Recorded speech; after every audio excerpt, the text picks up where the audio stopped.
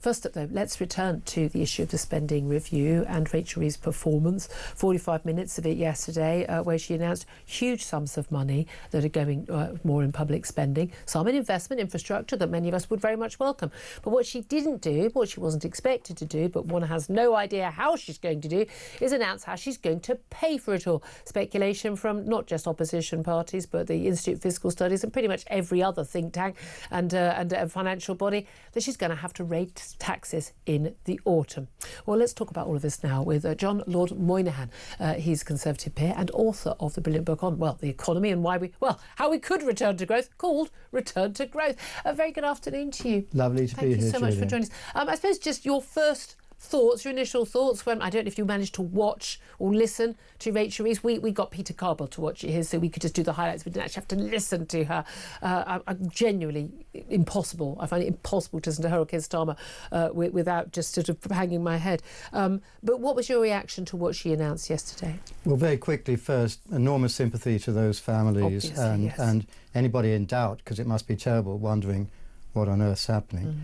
But having said that, I tried to watch her, and it's mostly blather. It's sort of, people are in need, and that's why I am announcing, and so forth. And it's terribly difficult to actually untangle what it all adds up to, and very few people have actually added it all up. Yeah. And we haven't got the OBR, the Office of Budget Responsibility, giving their take, because it's a spending review, not a budget. Or an Correct. And of course the OBR have been proved wrong over and over again. Last year, at the last analysis they did, they said GDP growth would be 2% as a result of this. Sorry, I know. And then they cut that to 1%, and now they're going to have to cut it again. And it's fallen by 0.3% in April. Just today, which we all knew was going to happen because the NIC came in and so many things.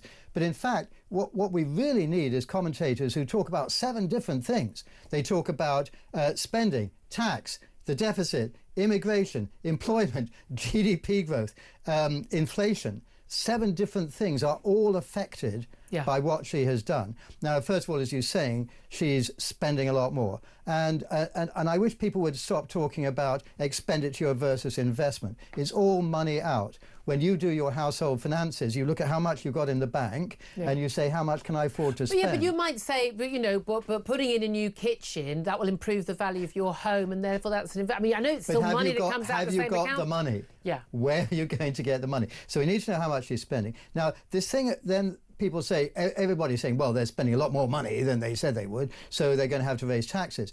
But there's a difference between the tax rate and the tax take. Yeah. You, Julia, when they raise taxes, will have to pay more money. I can guarantee you that, and so will I. But that doesn't mean to say that the overall amount of money they raise from these increased taxes will increase. In fact, they'll probably go down. And this is why do you say that? This is the Laffer curve. Well, it's what I incredibly egocentrically call the Moyni curve, which is a further iteration of the Laffer curve. It actually explain it in simple terms for us, please. I've written about this since 2016. Every year, they announce more taxes, and they say, therefore, we're going to get more money coming in because we've raised tax rates. And I wrote in 2016, and I wrote every year since, the British people won't pay more than about 36% of GDP in taxes. You won't get more than that out of them. So what is happening now that they're increasing taxes on steroids, is there's a flood of people out of the country. Yeah. And it's what 1 millionaire every 45 minutes. Exactly. So it's what the lefties call millionaires and billionaires, but it's not actually. It's high-end hairdressers. It's high strivers, 25 years old in the city. They're all going off to Dubai, to Monte Carlo, to New York, to Australia. But they won't all go. Look, Dubai is now somewhere between the 7th and the 11th largest British city. Yeah. Right? Yes, they are going, and it doesn't matter about all going. It's the top 1% who pay 30% of all taxes who are all flooding out. And people say, they won't leave, but we know they do. We know they do. Okay, but here's the thing. When we're told, everyone is saying taxes are going to have to go up, you're saying that actually for an awful lot of ordinary people, people on normal average wages, just driving every day, that their taxes are or aren't likely to go up? 53% of Brits get more from the state than they give in taxes. So they're not paying very much in tax, and they're getting half. Working tax credit, bit universal credit. That's half. I'm assuming that you're paid an unconscionably large sum of money because you're so fantastic. I do this for free. You're so fantastic at what you do, and so therefore you will be hit, and you won't want to leave. I won't want to leave. Better off people should pay more tax than people who are struggling, shouldn't they? Well, they do. That's what I said. The top 1% of taxpayers pay 30% of all income tax. So when people say, I mean, this is very much, a Jeremy Corbyn, tax the rich. I mean, everyone says people won't vote for higher taxes, but they did in 2017, when Jeremy Corbyn really almost got in 2017. Correct. Because it was other people over there. Exactly. But the reality is not only do those people leave when they can, the concern is also they are the people who provide the jobs which enable other people to pay tax. Correct. And for 10 years, every year, I've said it won't go up above 36%. They're forecasting, the OBR forecasting, 38% of GDP will be the tax take. They forecast that with Sunak and Hunt. This is an ecumenical criticism. The Conservatives were just as bad as Labour. They all forecast we'll be able to get more money in taxes by increasing tax rate, and it never happens. But fundamentally, Rachel Reeves has said, look, we're not going to borrow anymore, and we were spending already over £100 billion a year just servicing, just paying the interest on our debt. We're not paying off the mortgage, we're just on an interest-only one, guys. We've still got that debt. But she's also said, she wouldn't raise things like, she said income tax, VAT, national insurance on working people. They then basically pretended that didn't include national insurance for employers, which was a simple lie. It's a breach. However, if they're not going to raise, I don't think politically they can get away with raising VAT apart from on private school fees, obviously putting that in place, or national insurance or income tax. In which case, what are they going to do? Because they're going to be getting it from people on average incomes, because there are more of them than there are of the rich people, and people on average incomes can't afford to move to Monte Carlo. Correct. Well, they can afford to move to Dubai. Lots of good, hard-striving people are. But you have to add up the math when they say they're not going to borrow more. They're saying that they're spending 45% of GDP on their various programs, partly because they're paying so much money to the public sector trade unions. In fact, when you throw in the investment, it's more like 47%. If you think that they only get 36% of GDP in tax, and they get about 4% more in rents and things like that of government property, so they'll be up to 40. That's a deficit of 7% of GDP, which is horrendous. Give us, what sort of numbers? Because, again, most people don't even understand percentages. Absolutely. What sort of what actual numbers are we talking? GDP is about £2.6 trillion right now. So half of that is £1.3 billion. 47% is just a bit less than that. And a 7% deficit is a couple of hundred billion. Not going to help you here. Couple of $100 billion. Let me just get that from the back of the sofa. Couple of £100 billion more that we're spending than we've got coming in tax. They're saying a lot of people are saying it's a £300 billion expenditure package when you include investment in this latest That's not thing. sustainable. I'm going out on a limb here. No, the IMF is going to come calling. It was what they did. Wait a minute, but aren't all the other countries in Western Europe doing it as well? We've had Elon Musk in America saying that they're multi-trillion dollar debt. We're worse. Our GDP is worse. Don't forget that the big thing that's dropping in GDP is manufacturing. Why is manufacturing dropping? It's because we have the highest electricity prices in the developed world. And so all the manufacturers are closing down, going offshore. Also, we've increased NIC, so it's much more expensive to hire somebody. So you're just getting less and less and less. But this is the thing, isn't it? When the government talks about we're going to predicate everything based on growth, again, I'm in favour of some of the infrastructure spending. I want reservoirs built. I want nuclear power stations built. I want infrastructure in the Midlands and the North. Exactly, you need the money to pay for it. Now, you might borrow in advance because that's going to improve our economy overall and give us secure energy. So you borrow to pay for it, but you need to have a plan in the future. We're not going to be getting 2.5% growth. No one is thinking that's going to happen. In fact, our best chance of getting it is if we go to war, because war is great for growth, isn't it? It's great for economy because you go onto a war footing and then you start manufacturing. But given the uncertainties over Donald Trump's whims on any given morning, in terms of trade tariffs, given where we are with Vladimir Putin, we've had warnings from the German spy agency chief that he thinks that Vladimir Putin's going to test a NATO country next after Ukraine. People predictions of us, a war, between China invading, seizing Taiwan or controlling the waters around Taiwan within a couple of years.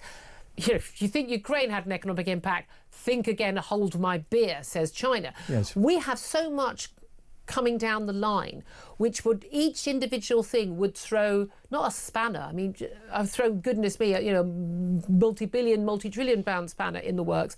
What hope does Rachel Reeves have of ever getting on top of this? Correct, and you made the important point about defence. This set of announcements makes it more likely that Donald Trump will walk away. Why? Because they will walk away from NATO, will walk away from supporting us, because she says, we're increasing defence expenditure. How did she do that? We're spending this much, and then over here we're spending this on intelligence, on the Foreign Office and so forth, and she's just taken those numbers and put them into the defence spend and said, look, we're spending more on defence. We're actually not spending a lot more. And of course, what's more, the things we're already spending on defence, like DEI and making sure that we've got a happy clappy Chagos surrender, the Chagos surrender and so forth. We're not. And it's not what we spend; it's what we can actually do with what we spend. It's the armaments. Okay. Yes. How have we got ourselves into this mess? Because look, a lot of people will say, I mean, the Tories would argue, look, we were left with having to deal with austerity after the banking crash, deregulation of banking. That was what caused the problem, the housing crisis, housing collapse in America. The Labour Party would say, no, it's all down your lockdown policies. Of course, they would have supported more and longer lockdowns, so they're not off the hook there. Then it's the Ukraine war, and everyone's always blaming. But of course, again, that spike in energy prices largely down to long-standing policies of us not having a secure energy in this country already ourselves. And again, the bailout of people's energy bills, Labour was calling for it as well. They're all just as bad as each other, I think most of my audience would say, and I would say. But how have we got into a mess where we just go, we're just going to keep spending and spending and spending and raising taxes and raising taxes? And there might be a little correction here and there by a tiny amount. Because is any of that sustainable long term? I don't think it's much to do with the 2007 crash. What happened was, back in the year 2000, Tony Blair and Gordon Brown were spending about 1/3 of the economy on government expenditure. That's when we were booming. Now it's almost half. Back in 2000, under Tony Blair and Gordon Brown, they were raising tax at a lower number than that, and thus creating a surplus every year. For 3 years, this country was in surplus and paying its debt down. We still had some leftover North Sea oil money. There were other things going on that meant things were going well. But basically, we had a smaller government and lower taxes, and then Gordon Brown went tonto and started spending, and then they were talking of austerity in 2010. That wasn't austerity. We were actually growing our expenditure every year. And ever since, we've been spending more and more and more. And unfortunately, I think I know I'm well off now, so, people can yell at me for talking from the comfortable position of being well off. But for most people in this country now, and for the commentariat, the emphasis is on rights, not responsibilities.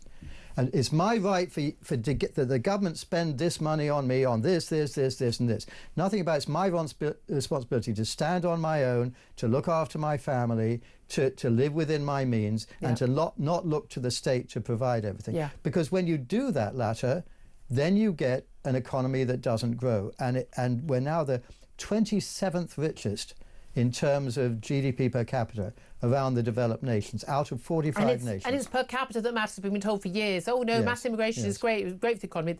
No, and again, that's simply not the case in terms of the majority. But also, low-skilled, low-wage work. But also, once you added an extra number of people, you had 10 million more people, but you don't build any more houses, don't build any more infrastructure. So you have half that cost. of social housing is now occupied by foreign-born. Yeah, in London. Yeah. What is the answer? Because, and I say this I think we get the politicians we deserve, because voters say, Oh, I don't want my taxes to go up. You can put taxes up on John. That's fine. I don't want my taxes to go up. Oh, but you need to pay the nurses more. Oh, but I want more for the schools. I like my kids' teacher. Oh, but I want that new power station. Oh, but I want you to build some more rail link. More police, please. More prisons, please. Yeah. Everybody wants more, but everyone says, I don't want my taxes to go up. Aren't we responsible as a whole, the British population, for this mess? Because politicians do it. They lie to us, but I think we force them to lie to us, because if they said, we're going to have to put your taxes up to pay for this, or we're not going to have it, I don't think they get voted in. Huey Long said it almost a century ago. He said, don't tax me, don't tax thee, tax the fella behind the tree. And it's always been the same. And so you've got to have politicians, and I don't think there are any right now, who say there is no money. You have responsibilities. We can't fulfill everything you think of as a right. When you look at someone like Milei in Argentina, correct. Is he doing the right thing? I mean, he has massive public support. He gets applauded in and out of restaurants. Yes. But he has huge cuts. But do we have to fall to the appalling lows that Argentina has fallen to before a Milei appears? That's called having a Milei moment, and we're a little ways off from that. But I think we'll be there by the end of this Parliament. You think we are going to be in those sort of straits? Yeah, and do you think people are waking up to it? Do you think, well, also actually, when they do put taxes up in the autumn, but they try and put them on, on business corporation, and people stop employing people, and people leave, and our tax takes goes down, and then we get into more and more and more mess, and the debt goes up, and our debt, every time that happens, our debt costs will go up, will they not? Our debt costs are higher than Italy's by a long way already, which says something, because we're a better economy than theirs. We should be having lower costs. We are considered now a bad bet. If that all happens, do you think there will be a wake-up call? I don't know. I don't know what kind of people live in this country anymore, but I hope so. But partly it's the media. There's so few people like you who are prepared to call it like it is, and who talk about investment, and who talk about, everybody should pay more. Oh, these millionaires and billionaires, they should pay more. It's fantasy economics. All of which is revealed in my book. Yes, I have to mention. Return to Growth. We talked about it on the show before. Return to Growth. Lord Moynihan, John Moynihan, really, really interesting to hear your thoughts about this. Listening to all of that, Philip Ingram with great interest. What do you want to say? Yeah, well, fascinating. Across all departments, and I see this, and I've seen this in the Ministry of Defence. One of the issues is a lack of accountability for those that are decision makers. They don't see the money as their money, and therefore there's a lack of responsibility. Correct. And people will get promoted out of positions where they make complete and utter mess ups of major programmes, and a lot of the bigger your budget, the better it is for your career. And until we bring in two things: one, accountability for those that are paid huge sums of taxpayers' money in their salaries and their final salary pensions, they should be held to account. And the second thing is, get rid of politics by soundbite, please. Put substance behind it. We need to start doing some 24-year planning rather than 24-hour politicking. Thank you very much, Philip. And huge thanks to Lord Moynihan, Conservative peer, author of Return to Growth, coming in. I imagine an awful lot of you were cheering on every single word there. But nevertheless, your taxes will go up in the autumn, just so you're wondering.